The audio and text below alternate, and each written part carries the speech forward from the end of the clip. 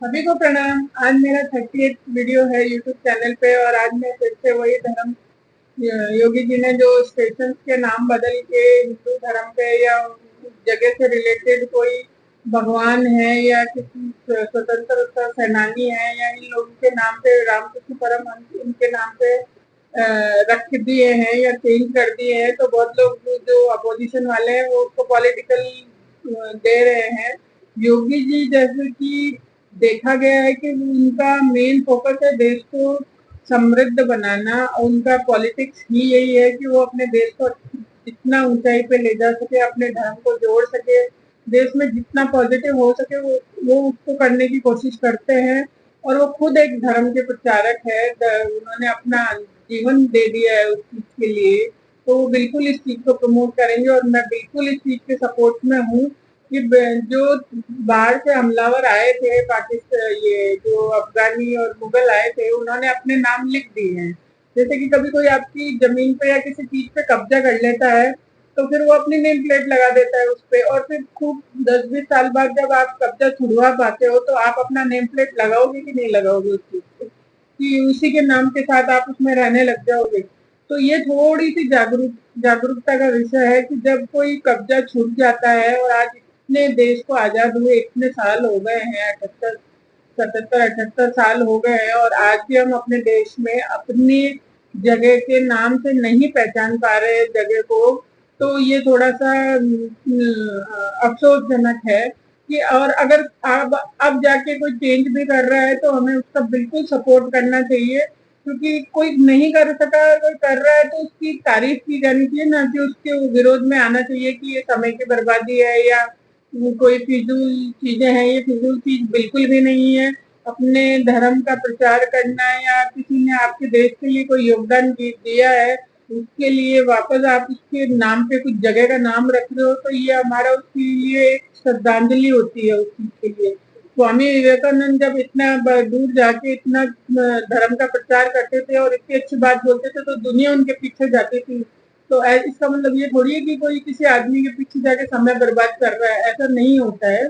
और वो जो कहते हैं ना कि देर आए दुरुस्त आए, आगे वाली आने वाली जनरेशन को जब इन सब चीजों को जब वो आ रही है और वो समझेगी सुनेगी तो उसको अब आगे वाली जनरेशन उसको समझ पाएगी कि इस तरीके के नाम किस काम के हैं, तो क्यों नहीं।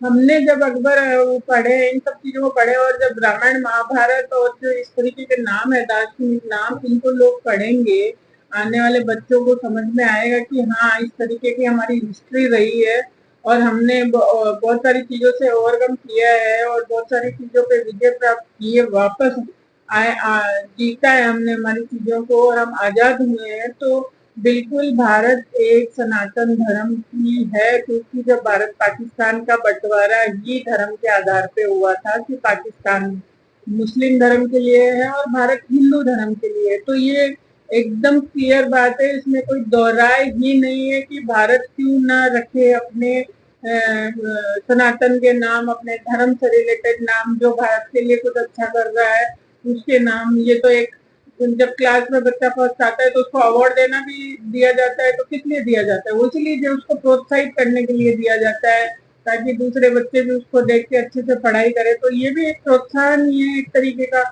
हमारी आने वाली जो जनरेशन है, जिन्होंने अभी कुछ सीखा ही नहीं है, तो वो अभी समझेगी इस चीज को, तो इसको फ्यूचरिस्टिक समझना चाहिए। ये कोई ढोंग ढकोसले नहीं है कि हम हर चीज के लिए खड़े हो जाते हैं कि विपक्ष या इसमें कांग्रेस बीजेपी या कुछ भी पॉलिटिक्स एंगल देते हैं, ये बहुत गलत चीज होती है।